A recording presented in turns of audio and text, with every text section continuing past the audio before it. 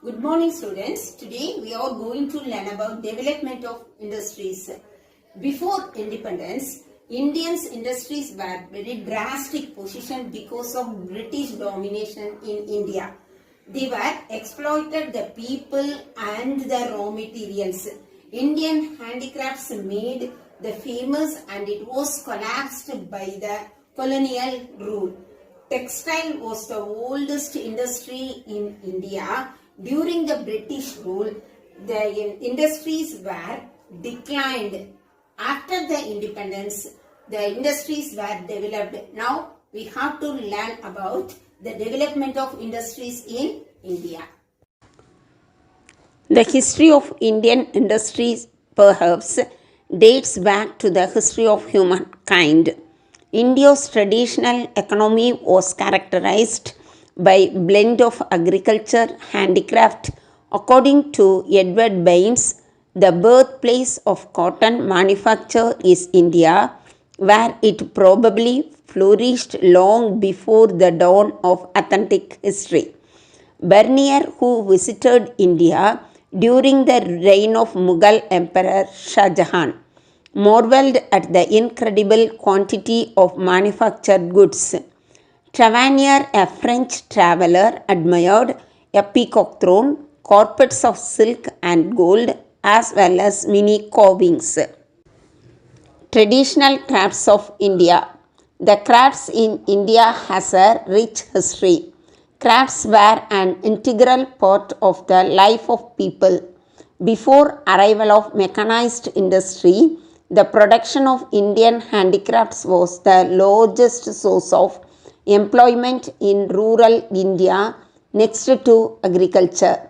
The traditional Indian industry was known in the fields of textiles, woodwork, ivory, stone cutting, leather, fragrance wood, metalworks and jewelry.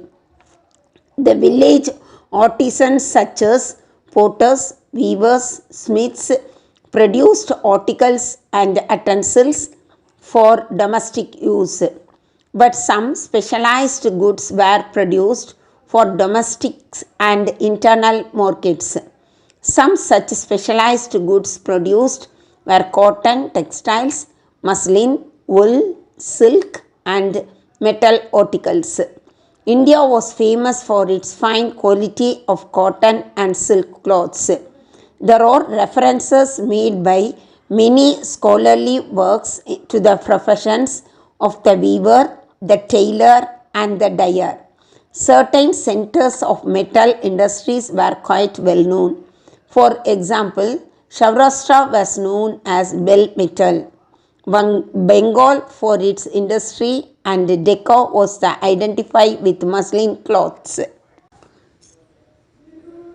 Loss of royal patronage. The British conquest transformed Indian economy into colonial economy. As the British conquered the Indian territories one after another, the native rulers, the nobles and the landlords lost their power and prosperity. The demand for the fine articles to be displayed in the boss and ceremonial occasions disappeared. As a result, the craftsmen who were patronized by these rulers lost their importance and became poor. For generations, these craftsmen had been practicing their craft and they did not possess any other skills. So, they had to work in laborers in the field to meet their daily needs. This change resulted in increasing pressure on agriculture and there was large scale underemployment in agriculture. The substitution of commercial food crops in agriculture ruined the Indian agro-based industry. The splendid period of indigenous handicraft industries came to an end as the political influence of the East India Company spread over various parts of the country. Transition from producers to exporters of raw material. Indian handicrafts that had made the country famous collapsed under the colonial rule. This was mainly due to the competition posed by the machine-made goods that were imported from Britain by the British rulers. The ruling British turned India as a producer of raw materials for their industries and markets for their finished products.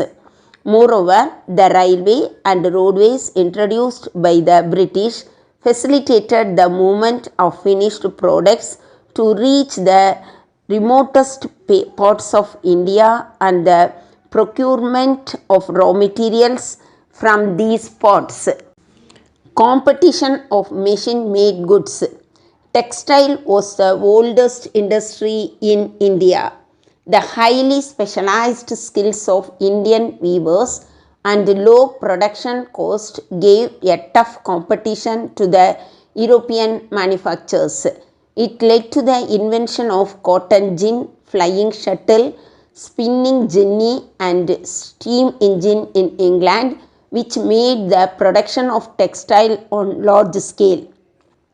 India became the market for the finished product of Britain. As a result, the peasants who had supplemented their income by part-time spinning and weaving had to now rely only on cultivation. So they lost their livelihood. Moreover, the Indian goods made the primitive techniques could not compete with industrial goods made in England. Trading policy of British. All the policies implemented by the British government in India had a deep impact on India's indigenous industries. Free trade policies followed by the East India Company compelled the Indian traders to sell their goods below the market prices. They forced many craftsmen to abandon their ancestral handicraft talents. East India Company's aim was to buy the maximum quantity of Indian manufactured goods at the cheapest price and sell them to other European countries for the huge profit. That affected traditional Indian industry. The British followed the policy of protective tariffs that was much against the trading interest of India.